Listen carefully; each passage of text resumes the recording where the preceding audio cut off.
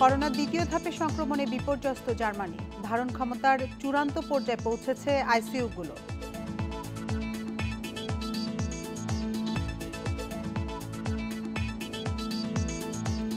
আগামী বছরের শুরুতেই টিকা পাওয়ার আশা। ভ্যাকসিন সংরক্ষণ ও বিতরণী বড় চ্যালেঞ্জ, মত বিশ্লেষকদের।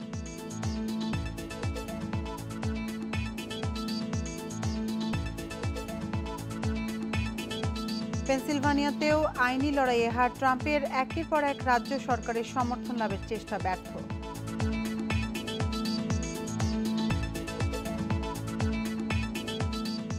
আমন্ত্রণ আন্তর্জাতিক খবর নিয়ে আমাদের প্রতিদিনের আয়োজন পূর্ব পশ্চিমে। আপনাদের সাথে আছে আমি আতিফ আঞ্জুমান। শিরোনাম শুনছিলেন, চলে যাচ্ছি পুরো খবরে।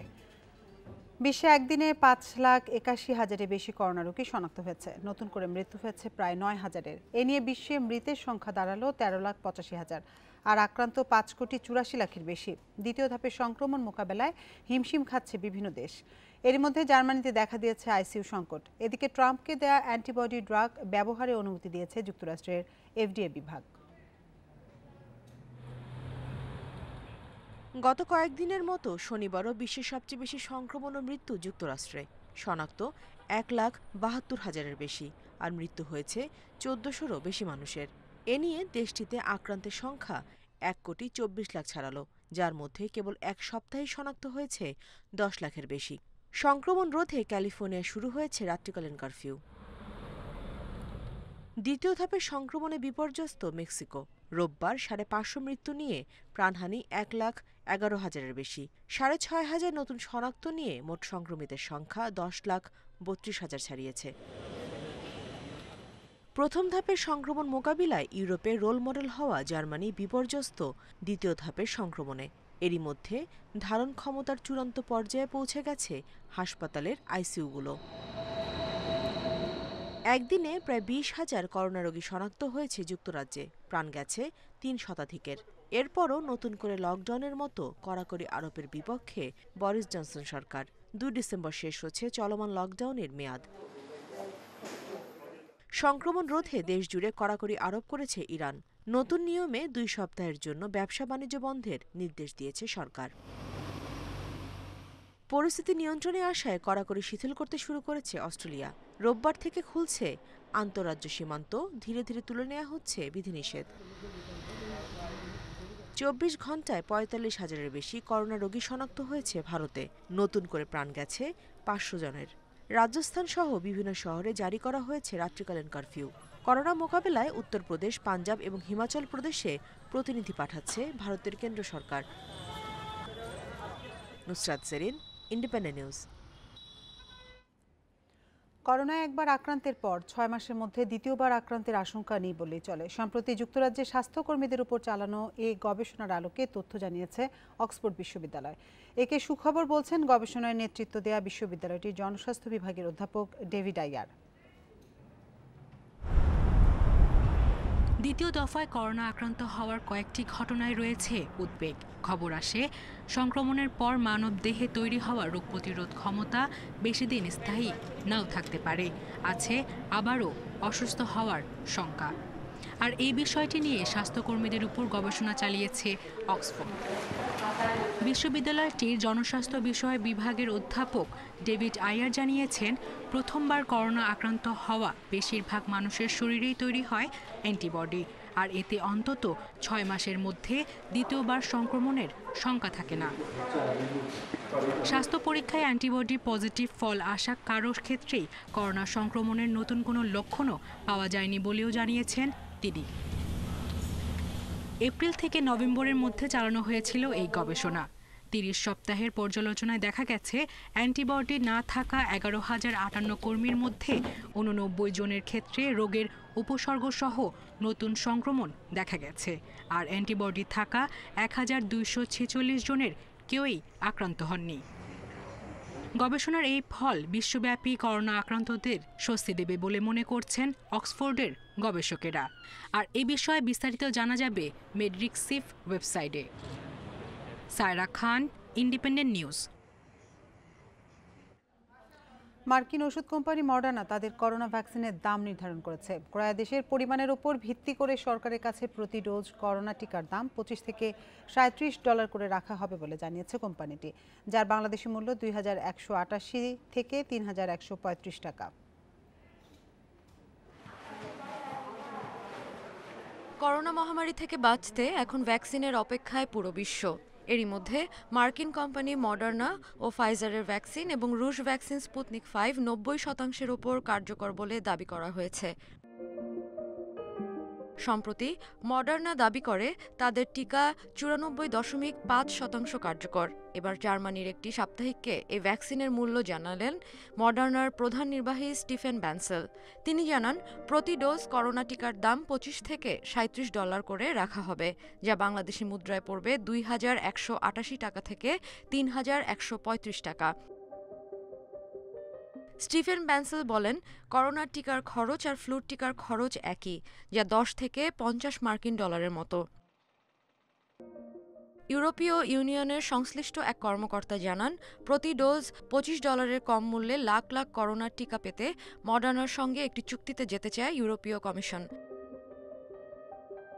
এখনও কোনো চুক্তি সই হয়নি বলে জানিয়েছেন ব্যানসেল। তবে ইউরোপীয় কমিশনের সঙ্গে একটি চুক্তি সই এবং টিকার সরবরাহ করার পরিকল্পনা আছে বলে জানান তিনি। এ বিষয়ে আলোচনা হচ্ছে। কয়েকদিনের মধ্যে চুক্তি সই হবে বলে জানান এই প্রধান নির্বাহী। Sadia Afrin, independent news. 2021 সালের শুরুতেই নিরাপদ ও কার্যকর করোনা ভ্যাকসিন পাওয়ার আশা বিশ্ব স্বাস্থ্য সংস্থার। এই ভ্যাকসিন বিতরণের কাজ শুরু হতে পারে আগামী বছরের মাঝামাঝি, যদিও এ বিষয়ে এখনও সুনির্দিষ্ট কোনো তথ্য পাওয়া যায়নি। বিশ্লেষকরা বলছেন, ভ্যাকসিন আবিষ্কারের পর সবচেয়ে বড় চ্যালেঞ্জ হয়ে দাঁড়াবে এর সংরক্ষণ ও বিতরণ।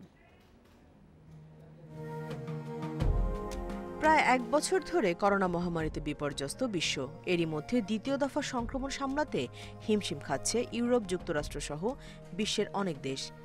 এ সংকট থেকে উত্তরণের একমাত্র উপায় কার্যকর ও নিরাপদ ভ্যাকসিন আবিষ্কার। এরই মধ্যে যুক্তরাষ্ট্রের 2টি এবং রাশিয়ার স্পুটনিক 5 ভ্যাকসিন 90 ভাগের বেশি কার্যকর বলে দাবি করেছে উৎপাদক প্রতিষ্ঠানগুলো। চূড়ান্ত পর্যায়ে ভ্যাকসিন ব্যবহারের অনুমোদনের আগেই অগ্রিম ক্রয়াদেশ দিয়ে রেখেছে বিভিন্ন উন্নত দেশ। এর মধ্যে এগিয়ে আছে যুক্তরাষ্ট্র, যুক্তরাজ্য, কানাডা, ভারত, রাশিয়া, চীন। সম্ভাব্য ভ্যাকসিনের 640 কোটি ডোজ কেনার চুক্তি চূড়ান্ত করার কথা জানিয়েছে মার্কিন সরকার। এছাড়া ক্লিনিক্যাল ট্রায়ালে অংশ নেয় ভ্যাকসিন সংগ্রহে অগ্রাধিকার পাচ্ছে ব্রাজিল, মেক্সিকো, ইন্দোনেশিয়ার মতো দেশ। তবে দরিদ্র দেশগুলোতে ভ্যাকসিন সরবরাহ নিয়ে এরই মধ্যে প্রশ্ন উঠেছে। একই সঙ্গে রয়েছে বিশ্বজুড়ে ভ্যাকসিন সংরক্ষণ ও বিতরণের চ্যালেঞ্জ। এক্ষেত্রে বিশালাকৃতির কোল্ড চেইন দরকার বলে মনে করছেন বিশেষজ্ঞরা। ফাইজার বায়োএনটেকের উদ্ভাবিত ভ্যাকসিন সংরক্ষণ করতে হবে -70°C তাপমাত্রায়। 2021 সালে 130 কোটি ডোজ ভ্যাকসিন উৎপাদনের লক্ষ্যমাত্রা ঠিক করলেও এর জন্য তাদের দরকার ড্রাই আইস বা -78°C শক্ত carbon dioxide. Compressed gas association বলছে, যুক্তরাষ্ট্র ও কানাডায় দিনে 30,000 টন কার্বন ডাইঅক্সাইড উৎপাদন করা যায়। তাই ড্রাই আইসের চাহিদা মেটানো সম্ভব। তবে বিশ্বের উন্নয়নশীল ও অনুন্নত দেশের পক্ষে তা সম্ভব নয়। সেসব দেশে বিদ্যমান ব্যবস্থায় ভ্যাকসিন সংরক্ষণ কঠিন ও খুবই ব্যয়বহুল হবে। এদিকে মডার্নার সম্ভাব্য ভ্যাকসিন সাধারণ ফ্রিজেই 30 দিন পর্যন্ত সংরক্ষণ করা যাবে, যদিও এর উৎপাদনের লক্ষ্যমাত্রা ফাইজারের চেয়ে অনেক কম। সবার কাছে ভ্যাকসিন পৌঁছানো নিশ্চিতে বিশ্ব স্বাস্থ্য সংস্থার উদ্যোগে গঠিত কোভ্যাক্স জোটের আছে 186 দেশ। তবে সব পক্ষকে একসঙ্গে কাজ করার আহ্বান জানিয়েছে অ্যামনেস্টি ইন্টারন্যাশনাল ও অক্সফাম সহ বিভিন্ন সংস্থা। Nusrat Jerin, Independent News. পেনসিলভানিয়াতেও আইনি লড়াই হারলেন ডোনাল্ড ট্রাম্প। মার্কিন প্রেসিডেন্ট নির্বাচনে ভোট জালিয়াতির অভিযোগের প্রমাণ না মেলায় আদালতে খারিজ হয়ে গেছে ট্রাম্প শিবিরের মামলা। এরপরও বাইডেনের জয় ঠেকাতে একের পর এক চাল চালছে ট্রাম্প শিবির। আইনি লড়াইয়ে সুবিধা করতে না পেরে দ্বারস্থ হয়েছে রাজস্ব সরকারের। মিশিগানের ইলেকটোরাল বোর্ডের কাছে চূড়ান্ত ফল ঘোষণার সময় 2 সপ্তাহ পিছিয়ে দেওয়ার আবেদন করেছে রিপাবলিকানরা। ভোট জালিয়াতির প্রমাণ খুঁজতে নিরপেক্ষ পর্যবেক্ষণের দাবি তাদের। ট্রাম্প শিবিরের এই আবেদনও খারিজ করে দিয়েছেন মিশিগান কর্তৃপক্ষ। তারা জানায়, ফল ঘোষণার বিলম্ব করা বা অডিটের অনুমতি দেওয়ার আইন নেই। এর আগে শুক্রবার মিশিগানের গভর্নরের সাথে বৈঠকে ফল পরিবর্তনের প্রস্তাব দেন মার্কিন প্রেসিডেন্ট। সেই আবেদন খারিজ করে মিশিগান কর্তৃপক্ষ জানায় বাইডেনের জয় মেনে না নেওয়ার কোনো সুযোগ নেই। এদিকে 20 জানুয়ারি মার্কিন প্রেসিডেন্টের অফিসিয়াল টুইটার অ্যাকাউন্টের নিয়ন্ত্রণ বাইডেনের কাছে হস্তান্তর করা হবে বলে জানিয়েছে সামাজিক যোগাযোগ মাধ্যমটি।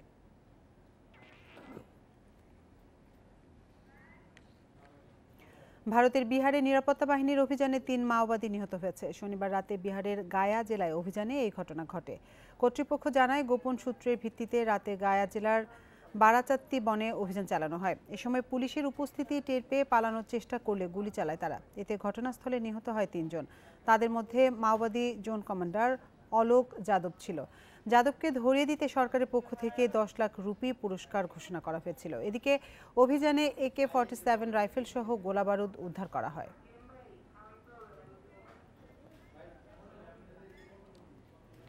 মাদক মামলায় গ্রেপ্তার হলেন ভারতের জনপ্রিয় কমেডিয়ান ভারতী সিং। তার বাড়ি থেকে উদ্ধার করা হয়েছে 86.5 গ্রাম গাঁজা।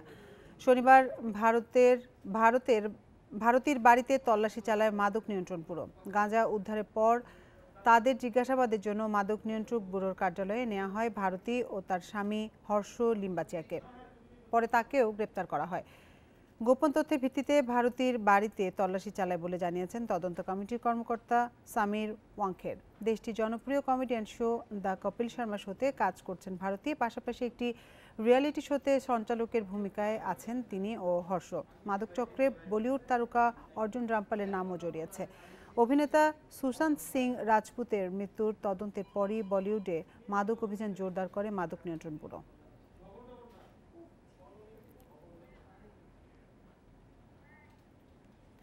লেবাননের একটি কারাগার ভেঙে 70 জন কয়েদি পালিয়ে যাওয়ার সময় পুলিশের ধাওয়া খেয়ে সড়ক দুর্ঘটনায় 5 জন নিহত হন। শনিবার কারাগারের ফটক ভেঙে তারা পালিয়ে যান। বাবদা কারাগারের নিরাপত্তা কর্মীরা জানিয়েছেন কারাগার থেকে মোট 70 জন কয়েদি পালিয়ে যায়। এর মধ্যে 15 কয়েদিকে আটক করে আবারও কারাগারে পাঠানো হয়েছে। গাড়ি চুরি করে পালানোর সময় দুর্ঘটনায় নিহত হন 5 জন। কারাগারে ভেঙে কয়েদি পালানোর ঘটনায় টুইট বার্তায় ক্ষোভ জানিয়ে ঘটনার সুষ্ঠু তদন্তের নির্দেশ দিয়েছেন দেশটির প্রেসিডেন্ট মিশেল আউন। এদিকে দেশটির কারাগারগুলোতে গাদাগাদি করে কয়েদিদের থাকা নিয়ে উদ্বেগও জানিয়েছে মানবাধিকার সংস্থাগুলো।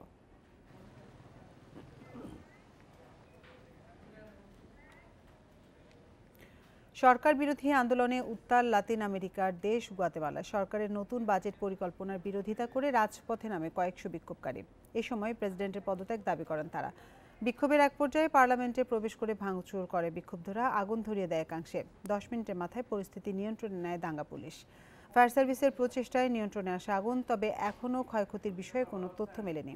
সরকার বিরোধীদের অভিযোগ, করোনার প্রভাবে এমনিতেই আর্থসামাজিক ক্ষতির শিকার হচ্ছে দেশ। এমন পরিস্থিতিতে বড় বড় প্রকল্প, সরকারি মদতপুষ্ট প্রতিষ্ঠানকে নিয়ে বৈষম্যমূলক আচরণ করছে সরকার। এদিকে নতুন এই বাজেটের বিরোধিতা করেছেন খোদ দেশটির ভাইস প্রেসিডেন্ট।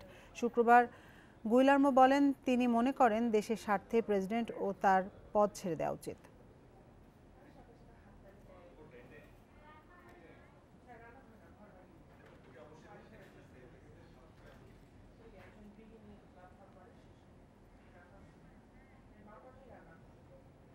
এই ছিল আজকের পূর্ব পশ্চিমে। ইন্ডিপেন্ডেন্ট টেলিভিশনের সব খবর আরও বিস্তারিত জানতে চোখ রাখুন ফেসবুক, ইউটিউব এবং টুইটারে। এতক্ষণ সাথে থাকার জন্য ধন্যবাদ সবাইকে।